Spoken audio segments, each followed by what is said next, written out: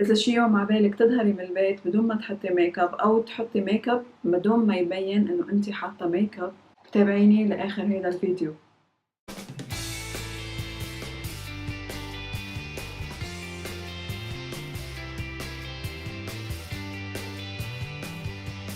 مرحبا وأهلا وسهلا فيكن، معكن سلطانة تميمي. هيدي القناة مخصصة لكل الأمور اللي بتهم المرأة. إذا أنتِ جديدة بالقناة بقلك بليز سبسكرايب. هيدي القناة جديدة تحل محل القناة القديمة اللي كانت عندي. أسست هاي القناة بمنتصف شهر نوفمبر 2018، هي قناة جديدة. أول شي بدي لكم تسامحوني على الإضاءة السيئة اليوم، لأنه اليوم في شتا برا عم تشتي وأنا معتمدة على الإضاءة الاصطناعية. عادة أنا بعتمد على الإضاءة الطبيعية، بطلب منكم تسامحوني إذا شوي الإضاءة سيئة بهيدا الفيديو. بس خلينا نبلش. رح أقلكن شو الخطوات اللي أنا بتبعها لحتى أظهر من البيت بدون ميك اب ونفس الوقت يكون شكلي مرتب ومقبول وحلو. أول شي إذا أنا رايحة مشوار لازم أكون فيه مرتبة وأنيقة وإلى آخره. بتأكد إنه شعري يكون مرتب كتير، لأنه ترتيب الشعر رح يطغى وترتيب اللبس كمان رح يطغى بهيدا اليوم. هيدي أول خطوة أنا أتبعها. تاني شي في ماسك أنا بستعمله. هيدا الماسك عن جد تاني يوم بيعملي بشرتي ما بعرف كيف، شو بدي قلكن، يمكن 10 سنين أصغر. هيدا أنا بسميه جينجر ليف ماسك من كيلز. ماسك بتنامي فيه اوفر نايت ماسك. بتحطي منه كمية قليلة كتير مثل الكريم، تبعدي عن منطقة حول العين على كل الوش وعلى الرقبة. بتحسي هيك ببرودة وبتحسي شوي هيك بقروصة هيك أول ما تحطيه، بس بعدين بعد شي تقريبا 15 minutes خلص بياخد مفعوله. أنا بنام على ظهري لحد ما تمتصه البشرة أول ساعة من النوم.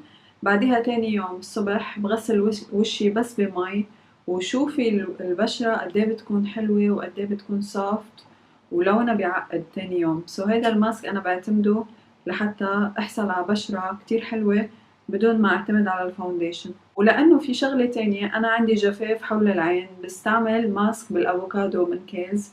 هيدا الماسك كتير بيرطب وبيروح كل التجاعيد الصغيرة اللي هي بتطلع من الجفاف. هول الاشياء الاثنين اللي انا بعتمدهم وما بيخلصوا من عندي، يعني على طول كل ما بيخلصوا اشتري منهم مرة تانية، لأنه أحلى برودكتس أنا استعملتهم comparing للكواليتي أو الريزلت اللي أنا عم بحصل عليها و comparing ل other brands. بدي أقلك شغلة بديهية ويمكن أنتي سمعتيها مليون مرة، بس المي عن جد كتير مفيد للبشرة. إذا أنتي بدك بشرتك تكون حلوة مع ميك اب أو بدون ميك اب، اشربي مي على القليلة 2 لترز. ما بكذب عليكي، أنا أوقات ما بلحق أشرب 2 لترز باليوم، بس قد ما فيني أشرب مي بتأكد إنه أنا أتليست بشرب قنينة ونص، ومرات قنينة ومرات 3/4 القنينة حسب اليوم حسب ما أتذكر. بس المي كتير مفيد للبشرة، خصوصا إذا شربتيه على الريق أول ما تفيقي كبايتين أتليست. بالنسبة للشفايف أنا ما بشتري برودكت للتقشير، أنا بعمل البرودكت تبعي بالبيت. بحط سكر أسمر، بحط شوية زيت زيتون، بخلطهم مع بعض وبعتمد هيدا المزيج لحتى أعمل سكرابينج للشفايف. إذا في جلد ميت بيروح لونهم بصير أحلى هيك على بينك أكتر. وإذا بدي أعطي حجم لشفايفي بخلط نقطة أو نقطتين مع مستحضر لترطيب الشفايف. بدوب هيدا المستحضر اللي هو من فازلين، بدوبه على شمعة، بعديها بحط نقطتين أو 3 بهيدا المستحضر يعني الكونتينر كله، بحط تقريبا شي 3 نقط. بعديها بتركه ليبرد ويرجع يجمد، بس يكون بقلبه مفعول القرفة. القرفة بتحفز الدورة الدموية بالشفايف إذا حطيتيها على الشفايف، بس بدي قلك إنه ما تكتري من الزيت لأنه هيدا ممكن يهيج الشفايف زيادة عن اللزوم ويحصل جفاف، وهيدا الشي انتي ما بدك توصلي له. بدك تحطي ماكسيموم 3 نقط بالكونتينر كامل إذا عندك نفس البرودكت اللي أنا عندي إياه من فازلين، وهي الكمية رح تكفيكي انتي لتحصلي على النتيجة اللي انتي بدك إياها. هلا إذا كنت أنا بفاكيشن إجازة على البحر، أو مثلا خلال الفاكيشن هيدي ما عندي وقت إني أنا كل يوم أعمل ميك اب، بعتمد البرونزر بعمل فيه كونتورينج للوش. البرونزر أول شي ما لازم يكون لونه على أورنج كتير لحتى أستعمله. تاني شي بستعمل كمية كتير قليلة وبستعمله بالأماكن اللي أنا بشوف إنه لازم أعمل كونتورينج. على الأنف بستعمل كمية قليلة جدا، أنا مش من النوع اللي بحب إنه أنا أعمل كونتور لمنخاري. وهيدا البرونزر بس أعمل فيه كونتورينج بتركه ما بهتم اني انا غسله اتس اوكي. واذا حسيته انه هو خف بعد فترة برجع اعمل نفس الابليكيشن نفس الطريقة اللي انا عم فرجيكم اياها بهيدا الفيديو. بس ما تنسي انه انتي تدمجي الكونتورينج، لانه اذا انتي تركتيه ما دمجتيه منيح ممكن يبقع باماكن وانتي هيدا الشي ما بدك اياه يحصل.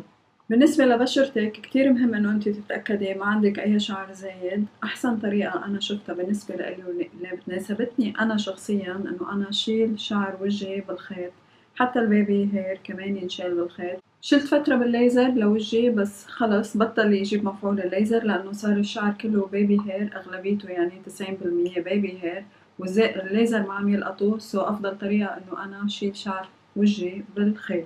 أما بالنسبة للحواجب بشيلهم بالملقط لأنه أنا ما بحب الخيط على منطقة الحواجب، بحسه شوي هيك قاسي على هاي الجلدة. هاي الجلدة كتير حساسة باي ذا واي، سو لازم نكون كتير جنتل وإحنا عم نتعامل مع هاي المنطقة. في عندي فراغات بحواجبي مضطرة إني أنا أعبيهم، وهيدا الشي ضروري إني أنا أستعمل مستحضر لحتى أعبي فراغات بالحواجب.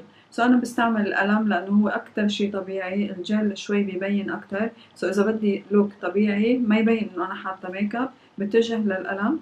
الأنواع اللي أنا بحبها هاي اند كواليتي بسام فتوح. بالنسبة للدراج ستور برودكتس بستعمل من ميبلين هيدا القلم اللي أنا عم بستعمله هلا بالفيديو اللي انتو شايفينه. أما بالنسبة للشفون بجيب لون مات مطفي بني، وإذا ما عندي بستعمل البرونزر العادي اللي بيستعملوه للبشرة للوجه. بحط كمية قليلة جدا على أسفل عظمة الجفن. الهدف إنه أنا أرفع شوي عظمة الجفن لأنه أنا عندي hooded eye أو عندي عيون مبطنة نوعا ما. سو بهاي الطريقة يبين الجفن مرفوع شوي، بس ما بيبين إنه أنا حاطة آي شادو أبدا، خصوصا إنه هيدا البرودكت ما في أي لمعة، حتى لو طلعت بالشمس ما حيبين. وإذا حسيت إنه وجهي أصفر وبدي شوي أعطي لون وانتعاش للوش بستعمل برودكت كريمي للوش، يعني بلاشر كريمي. حاولي انك انت تفتشي على الوان طبيعية بالنسبة لوشك، ابتعدي عن الشمر نهائيا، لانه اذا بدك نتيجة طبيعية كتير اختاري الوان طبيعية وخففي قد ما فيكي بالكمية. وانا هيك خلصت هذا الفيديو. thank you so much for watching. ما تنسوا تشتركوا اذا انتم بعدكم ما اشتركتوا بالقناة، وتضغطوا على الجرس ليجيكم اشعار اول ما ينزل فيديو جديد. هذا الفيديو ممكن كتير يفيد الصبايا الصغار اللي هن بيطلعوا عادة او بيروحوا على المدرسة او بيروحوا على الجامعة وما لازم يحطوا ميك اب. so please feel free انه انتم تعملوا شير لهذا الفيديو لرفقاتكم الصبايا الصغار اللي ما لازم يحطوا ميك اب. وانا هيك خلصت هذا الفيديو. بحبكم كتير، انتبهوا على حالكم. بشوفكم بالفيديو الجاي. باي باي.